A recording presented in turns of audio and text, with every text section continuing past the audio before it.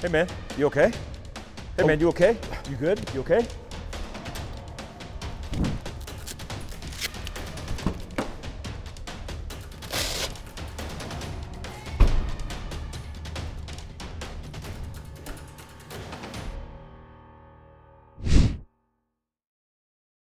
Hey, what's going on, guys? Mike Glover, Fieldcraft Survival.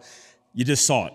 Look, there's a big difference between assessing a casualty and having to recover your equipment or gear, and then it being on your person.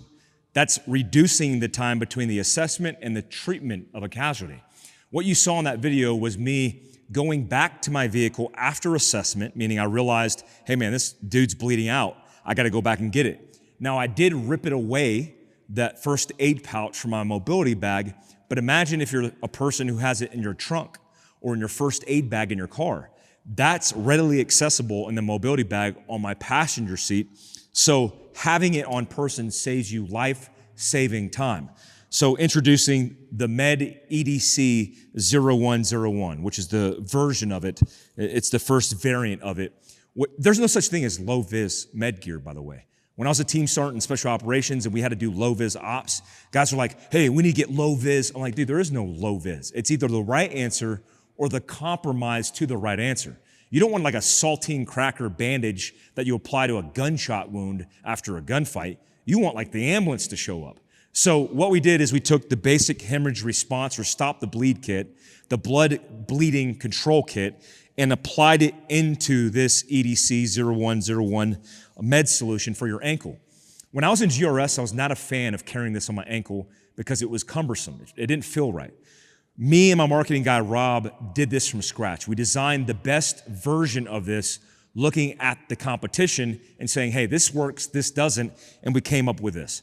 Simple in its form factor, allowing me to carry everything that I need to stop the bleed. But what you notice is this has a magazine slot. I didn't design this for you to carry a pistol or carry a tourniquet. In fact, this is the tourniquet holder from Fieldcraft Survival with Attack Med Solutions Soft T Wide. This is meant to carry inside the waistband or outside on a battle belt. It has a Molle Clip in spring steel, or you could use, in this case, a belt clip.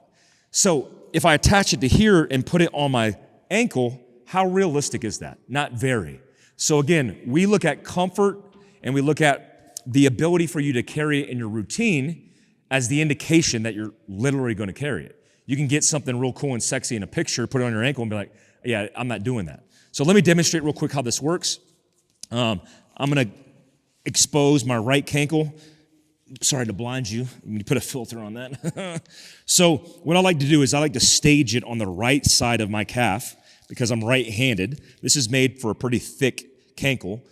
My size 13 boot with my thick ankle is supporting this properly. But I want it on this side because I'm right-hand dominant. So I want to be able to come down and get access to it. I'll just show you real quickly. If I bring this down, especially around my boot, can't really tell standing here that I'm carrying it. And this isn't even a boot cut.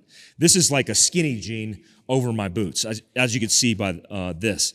So if I pull this up, ready access to all the stop the bleed necessities, including tape, compression bandage, quick clot, which is the coagulant mixed into the bandage, with compressed gauze, which is the material that's going to stuff that cavitational wound. Look, this is very simple, guys. When you need life-saving gear or equipment, you need access to it here and now. Let's imagine that you're showing up to the scene of an accident and then you assess. Well, you need that gear. Let's say, or imagine that you're going camping with your family and you're in and around the campsite. You need that gear. I am making the recommendation for you in everyday carry to give it a try and introduce it into your life and your everyday routines, especially for first aid and med. If you carry a pistol, the statistical probability of using that pistol over medical considerations is very slim to none. This is an everyday thing occurrence, depending on where you live. You live in Texas, man, that's like 5 accidents a day. Carry this for yourself. Most importantly, carry it for your family. And most certainly, carry it as a responsible citizen for your community. Till next time, stay alert, stay alive.